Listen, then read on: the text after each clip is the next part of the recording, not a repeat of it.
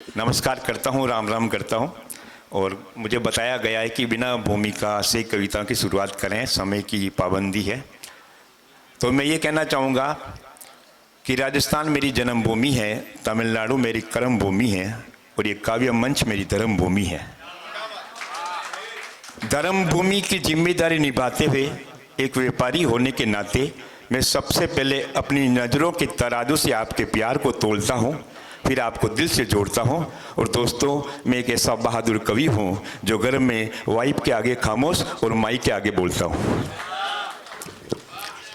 इसका मतलब ये नहीं है कि मैं घर में बोलता नहीं हूँ, बोलता बहुत हूँ, पर बोलते वक्त पत्नी ये कहते हुए टोक देती हैं कि ये घर है, कोई दिल्ली का दरबार नहीं है और घर में शादीशुदा मर्दों को बोलने का अधिकार नहीं है।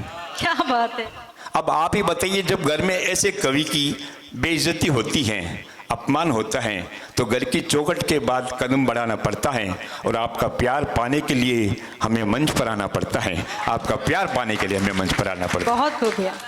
माइक को ऊपर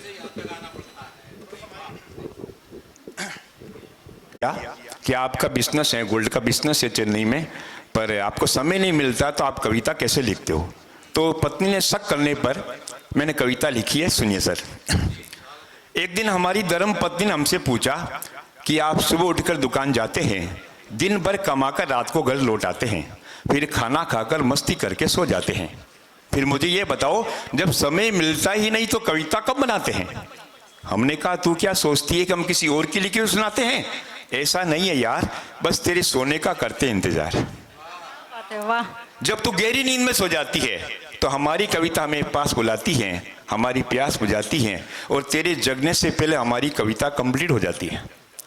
मुंह बिगाड़ते हो बोली, अच्छा तो मेरे सोने के बाद आंखें चार करते हो, पास में तो मैं लेटी रहती हूँ और तुम कविता से प्यार करते हो।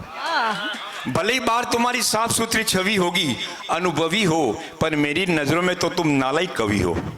खैर, तुम्हारी कविता का मुझे कोई गम नहीं, पर मेरे जीते जी तुम्हें छू ले उसमें उतना दम नहीं। देखना, मैं कल रात भर जागूंगी और तुम्हारे सपनों में भी कविता आई तो उसकी चटनी बनाकर चटा दूंगी। हमने कहा, भाग्यवान कविता कोई हसीन लड़की नहीं, मलिका शेरावत नहीं, हमारी कल्पना है। कल्पना का नाम लेते ही वो जल गई, फिर से उलझ गई। बोले, पहले कविता और अब कल्पना, पहले कविता और अब कल्पना। बुढ़ापे में ये कैसा बचपना, में हैरान हो, परेशान हो, मेरे सामने ये कैसी हैट्रिक लगा रहे हो। लोगों से तो एक बीबी पलती नहीं और तुम तीन तीन को पाल रहे हो। आखिर हमारी भी कोई गरिमा होती है, हद की सीमा होती है। हम भी विलेन की तरह पलटकर बोले, बहुत हो गया गाली गलोच, अब तो बंद करो अपनी चोंच। कविता कल्पना तुम्हारी सोतन नहीं, हमारी दिमाग की ये सोच। मेरा गुस्से का पारा चढ़ते देख वो बिस्तर पे फ्लैट हो गई, गहरी नींद में खो गई। हमने भी सोचा, छोड़ यार, इस बेस के चक्कर में एक कविता तैयार हो गई, इस बेस के चक्कर में एक कविता तैयार। नमस्कार, वणक्कम, राम राम।